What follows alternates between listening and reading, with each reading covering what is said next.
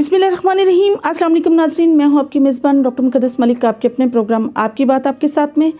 नाज़रीन, छाँव हर एक को पसंद होती है और धूप एक ऐसी चीज़ है जो किसी को भी पसंद नहीं होती, किसी को भी अच्छी नहीं लगती।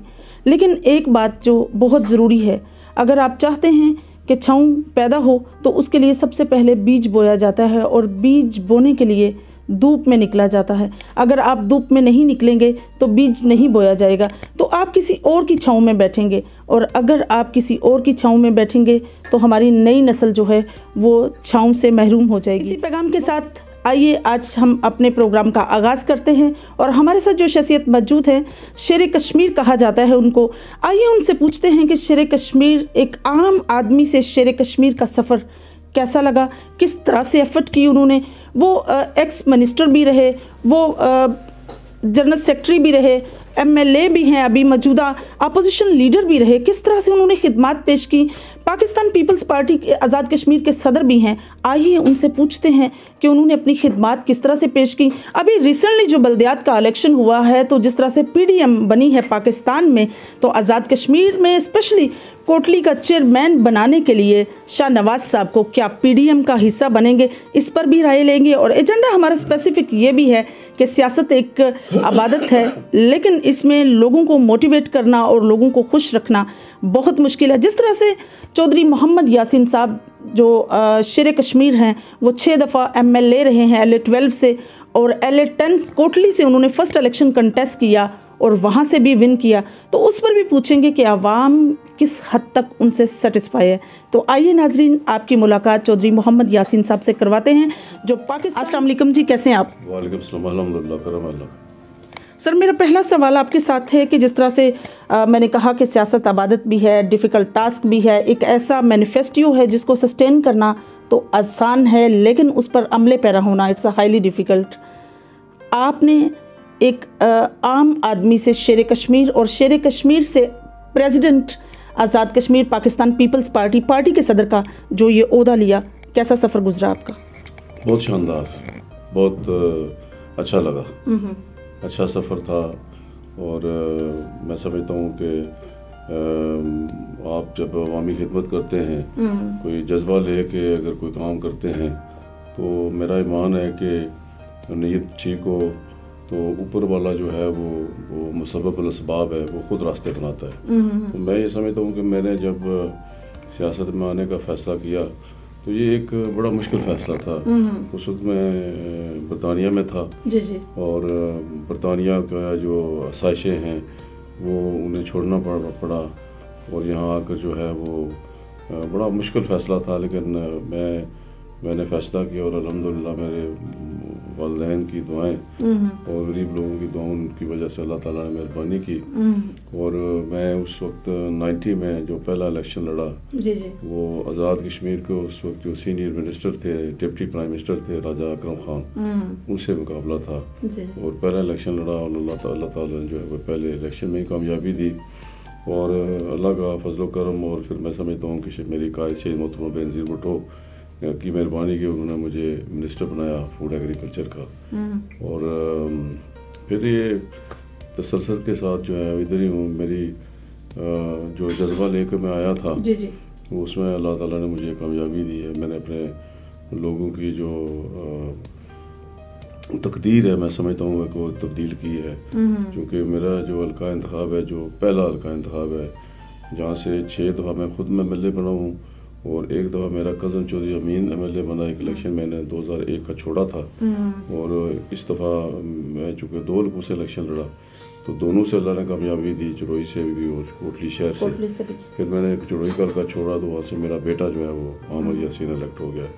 तो ये मैं समझता हूँ कि ये बड़ी कामयाबी है, और ये खालिस्तान अल्लाह ताला का फजल करम है, और माँ बाप की और गरीब लोगों की दुआओं का। बिल्कुल सही सर। जिस तरह से आप कायम मकाम प्राइम मिनिस्टर का भी आपको ओहदा मिला, एक प्रोटोकॉल, एक स्पेसिफिक जो है आपको प्रोटोकॉल दिया गया। ऑब्वियसली प्राइम मिनिस्टर के साथ तो फिर प्रोटोकॉल होता है। एक अपोजिशन लीडर का भी आपने सफ़र तय किया, कितने डिफ़िकल्टीज़ आपने फ़ेस की, कितने चैलेंजेस आपने फ़ेस किया। ऑब्वियसली जब आप कायम मकाम प्राइम मिनिस्टर थे तो एक प्रोटोकॉल था, अपोजिशन लीडर होने की हैसियत से कितनी डिफ़िकल्टीज़ या किस तरह आपने उस ओहदे को? देखिए जी, ये क्योंकि ये मैं बना हूँ कोई 4 دفعہ جی جی وزیر بنا ہوں، اور میں چونکہ جو پچھلی ہماری حکومت تھی بھی اس پارٹی کی 2011 سے 16 تک اس میں سینئر وزیر تھا، اور اس وقت جو ہے وہ سینئر منسٹر جو ہے وہ in the absence of prime minister جو ہے وہ ایکٹنگ پرائم منسٹر بنتا تھا.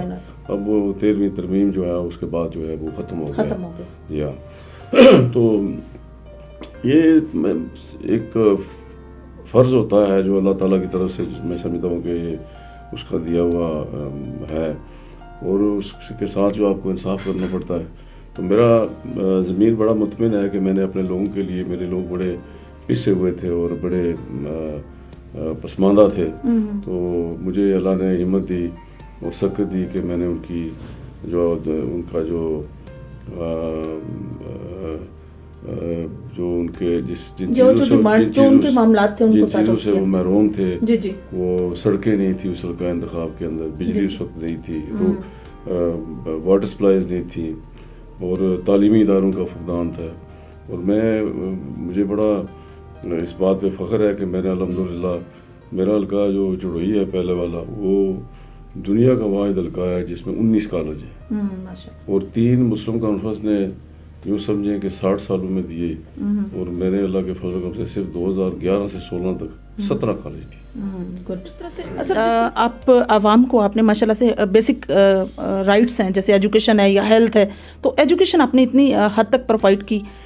عوام کا رد عمل کیسا ہے؟ کس حد تک عوام سیٹسفائی ہے؟ یو نو ویری ویل کہ آپ نے 6 ٹائم وہیں سے الیکشن کنٹیسٹ کیا، ون بھی کیا، اور ابھی بھی ماشاء اللہ سے کلین سویپ کیا آپ نے اپنے حلقے سے.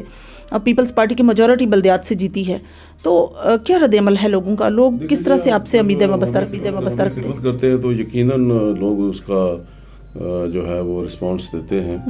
تو میں نے 2 چیزوں کو زیادہ توجہ دی، ایک روڈ انفراسٹرکچر اور ایجوکیشن پہ، کیونکہ میں یہ سمجھتا ہوں کہ جس گاؤں میں روڈ جاتی ہے پھر سب کچھ آ جاتا ہے، اور یہ تعمیر و ترقی کی پہلی سیڑھی ہوتی ہے.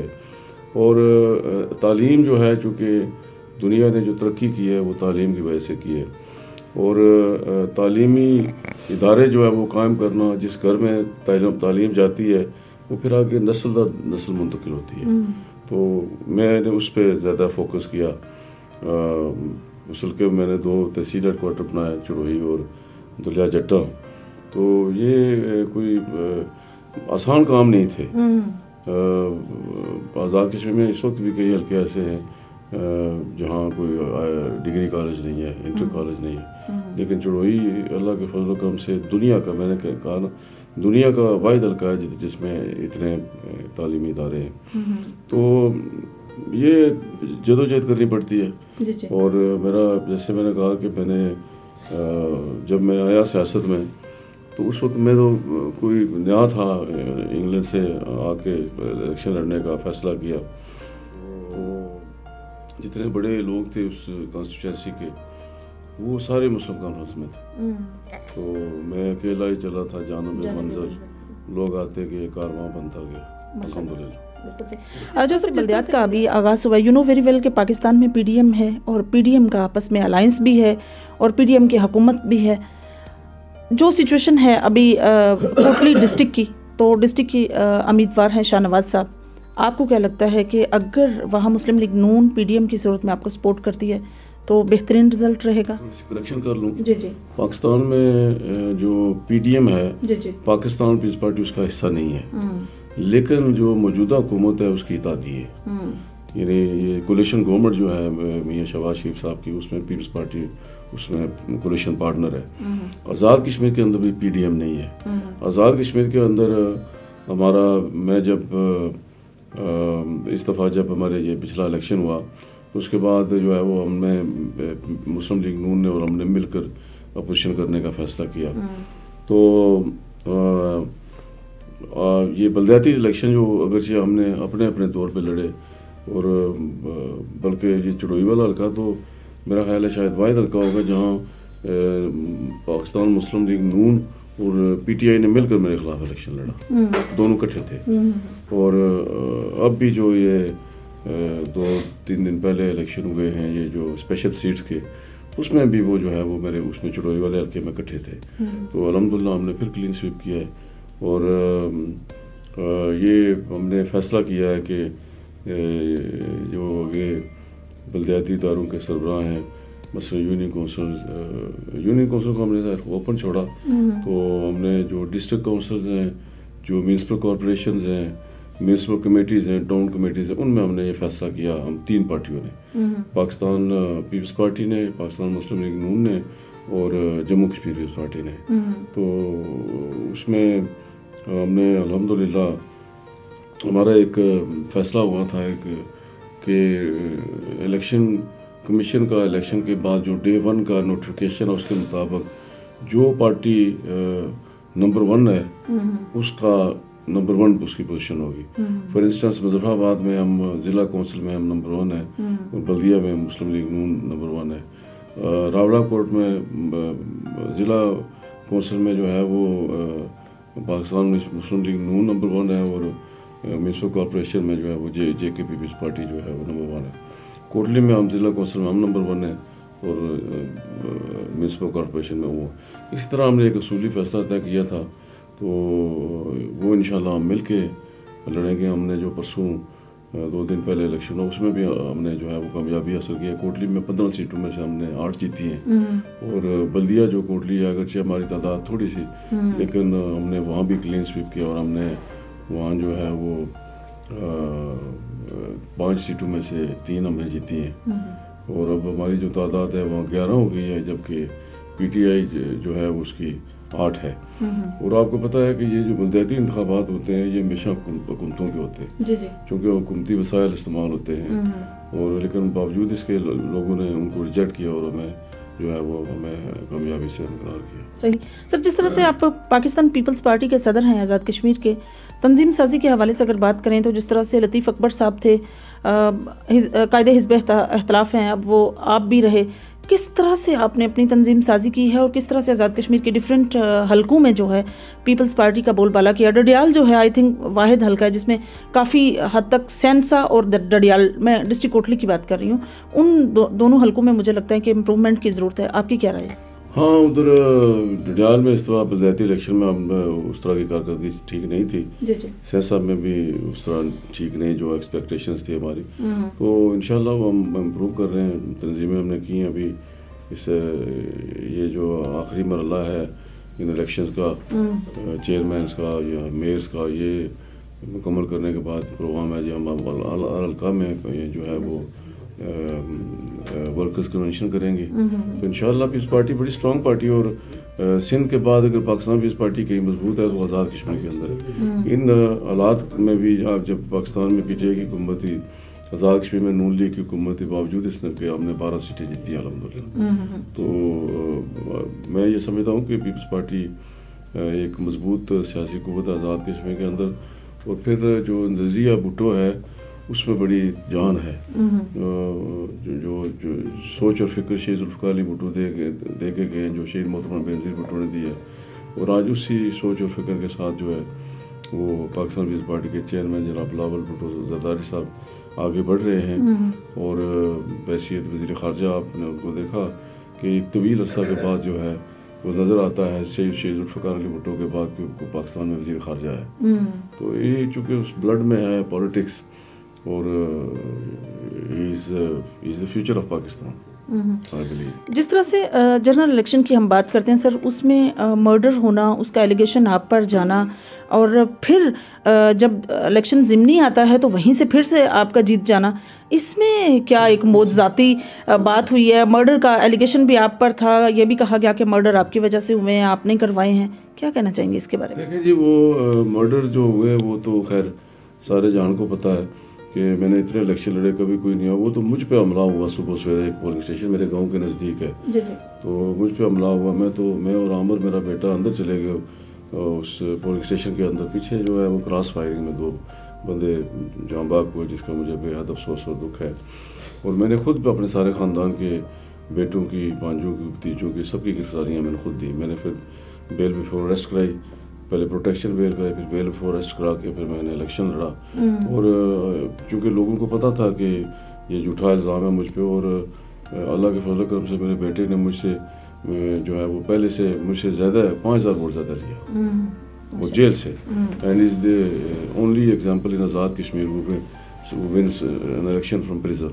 جیل میں ہوتے ہوئے الیکشن. پاکستان میں ہیں اس کے ایگزامپل جو لیکن آزاد کشمیر میں عمران جو ہے وہ بنے تھے, مولانا کوثر نازی بنے تھے, جاوید ہاشمی بنے تھے, خورشید شاہ بنے تھے, مولانا اعظم طارق بنے, لیکن آزاد کشمیر میں اٹ واز فرسٹ ٹائم. جس طرح سے سر پاکستان میں تحریک عدم اعتماد دیا گیا عمران خان صاحب کے اگینسٹ اور یہ کہا گیا کہ نااہل ہیں, اب آپ کو کیا لگتا ہے سر, آپ کی پارٹی بھی اتحادی ہے, پی ڈی ایم کا چلیں آپ کہتے ہیں حصہ نہیں ہے, لیکن پھر بھی ملکی حالات اس قدر خراب ہونا اور ملک کا پاکستان کی معیشت کا اس طرح ڈسٹرائڈ ہونا, اس کے بارے میں آپ کیا رائے دیں گے؟ اور ساتھ ہی یہ بھی بتائیے کہ آزاد کشمیر میں کیا کوئی پراپاگنڈا یا کوئی سسٹم ایسا چل رہا ہے کہ پیپلز پارٹی کی حکومت آئے گی, یہاں بھی تحریک عدم اعتماد دی جائے گی؟ دیکھیے جی, حکومتیں جو ہے وہ سیاسی فہم و فراست سے چلتی ہیں, جادو ٹونے سے نہیں چلتی.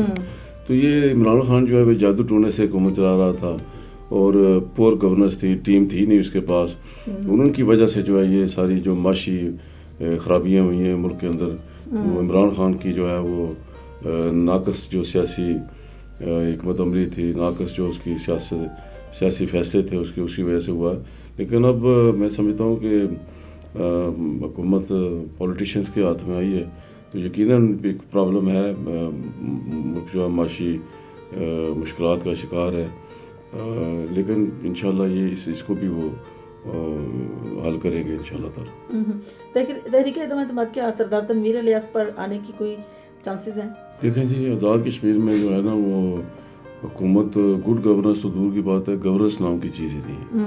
اور ایک ایسا شخص جو ہے وہ ویلتھ کے دولت کے بل بوتے پہ جو ہے وہ پیراشوٹ کے ذریعے آیا اور وہ ایم ایل اے بنا اور پھر پرائم منسٹر بن گیا. اور یہ میرا خیال ہے یہ واحد مثال ہوگی آزاد کشمیر کے اندر کہ اپنی ہی پارٹی کے وزیر اعظم کے خلاف جو ہے اعتماد کر کے وہ پیسے کے زور پہ بنا ہے. لیکن چونکہ وہ ہی does not know the ABC of politics, اس کا جو طرز حکومت ہے, طرز سیاست ہے, اس کا طرز عمل ہے, جو اس کا طرز گفتگو ہے, وہ کسی بھی حوالے سے کسی وزیر اعظم کے منصب کے شایان نشان نہیں ہے. اور میں سمجھتا ہوں یہ بڑا المیہ ہے. آزاد کشمیر تحریک آزادی کشمیر کا بیس کیمپ ہے اور یہاں کا وزیر اعظم جو ہے وہ ہوش والا ہونا چاہیے. اور یہ اس کے پرابلم ہے کہ یہ رات کو جاگتا ہے, دن کو سوتا ہے اور 3 دن سویا رہتا ہے. تو بہت ہی پور گورننس ہے, بیوروکریسی میں بہت مایوسی پائی جاتی ہے. اس وقت تک ان کو آلموسٹ 1.5 سال ہو گیا ہے, کوئی میگا پروجیکٹ شروع نہیں کر سکے.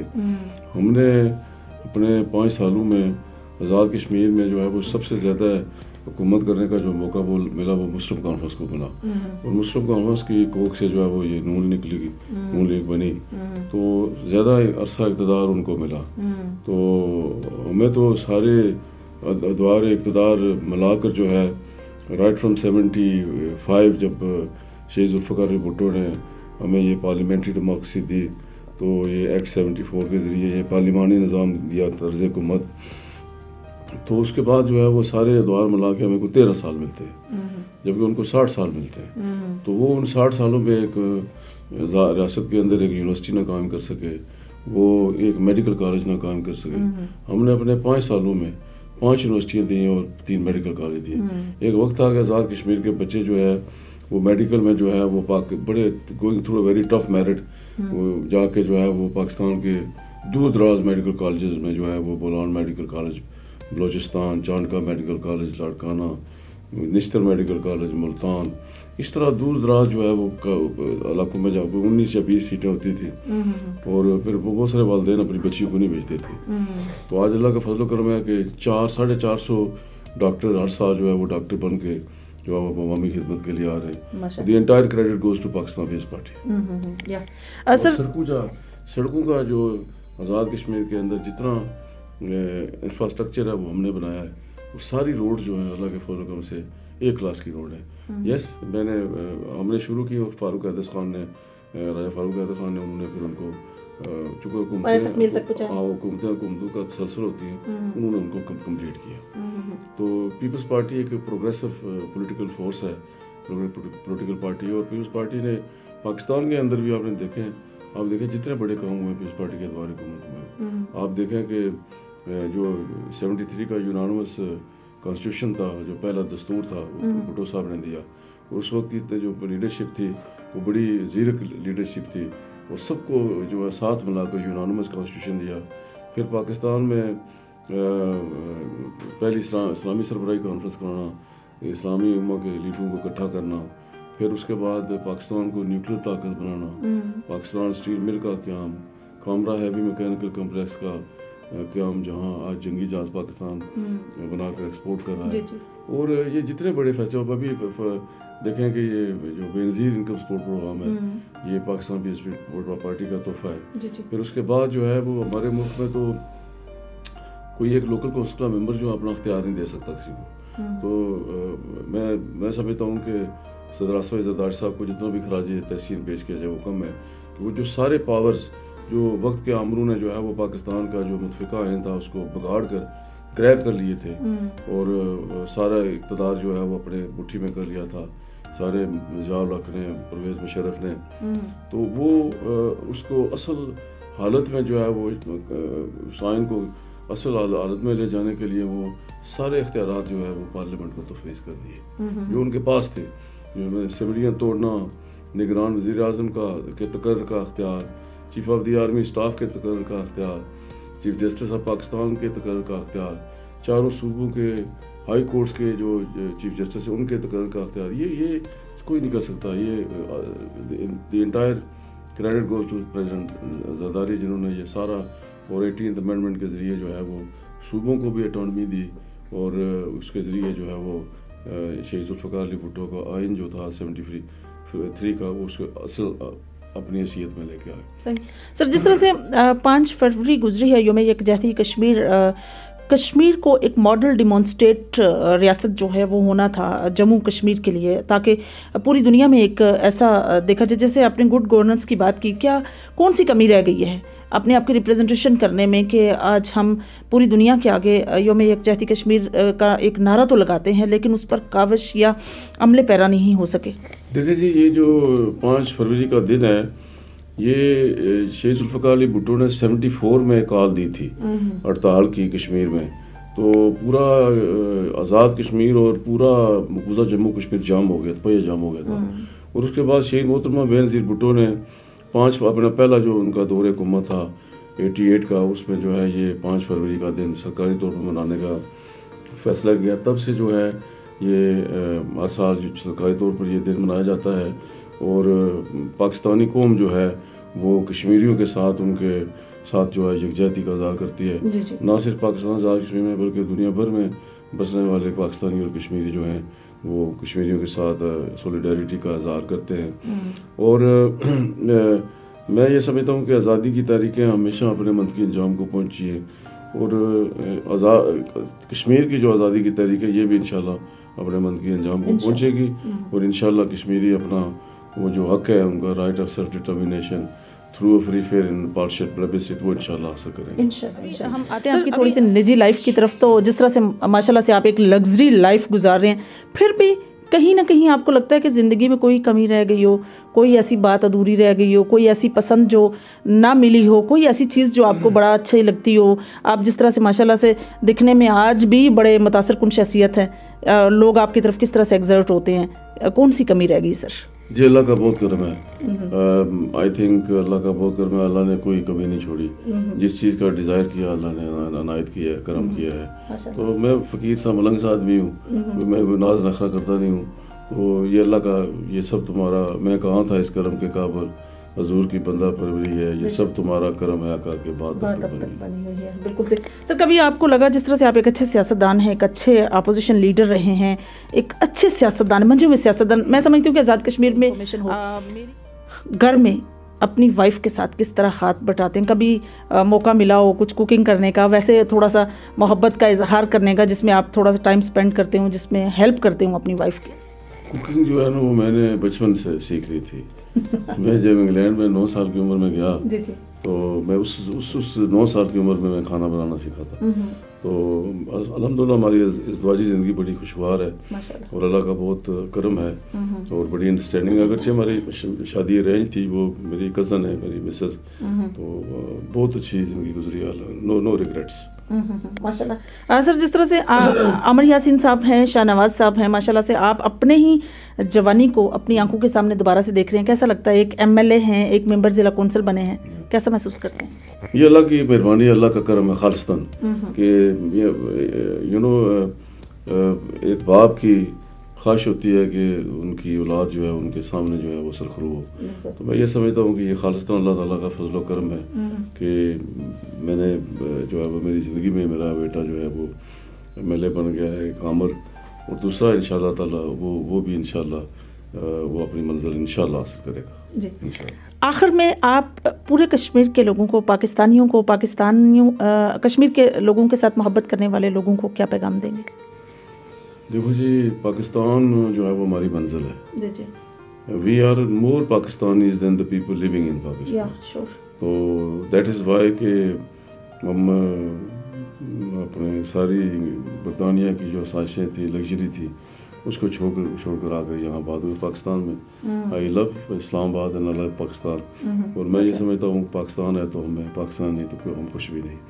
ایک میری دعا ہے کہ اللہ تعالیٰ پاکستان کو جو معاشی مشکلات سے جن سے گزر رہا ہے, جو دہشت گردی کی جو لہر آئی ہے, اللہ تعالیٰ اس سے پاکستان کو سرخرو کرے.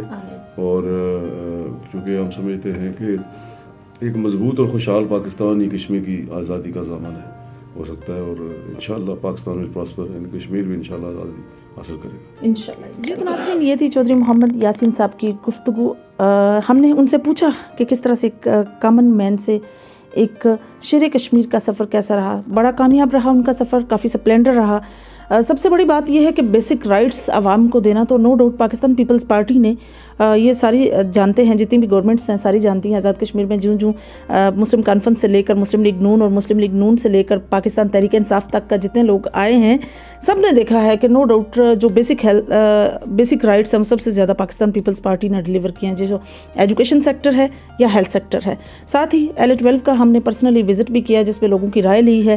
تو لوگ بڑا محبت کرتے ہیں چودھری یاسین صاحب سے, اور یہ ان کی خوش قسمتی ہے, میں سمجھتی ہوں کہ لوگوں کا رد عمل اتنا پازیٹیو ہے. اور یہ بھی آزاد کشمیر کی تاریخ میں پہلا انسیڈنٹ تھا کہ ایک بیٹا ان کا عامر یاسین صاحب, جو اس وقت موجودہ MLA بھی ہیں, وہ پرزنر تھے, لیکن انہوں نے بہت بڑی لیڈ سے جو ہے وہ الیکشن ون کیا تھا. انشاءاللہ میری اور آپ کی ملاقات ہوگی پھر کسی نئے پروگرام میں. تب تک کے لیے اجازت چاہتی ہوں. اللہ حافظ.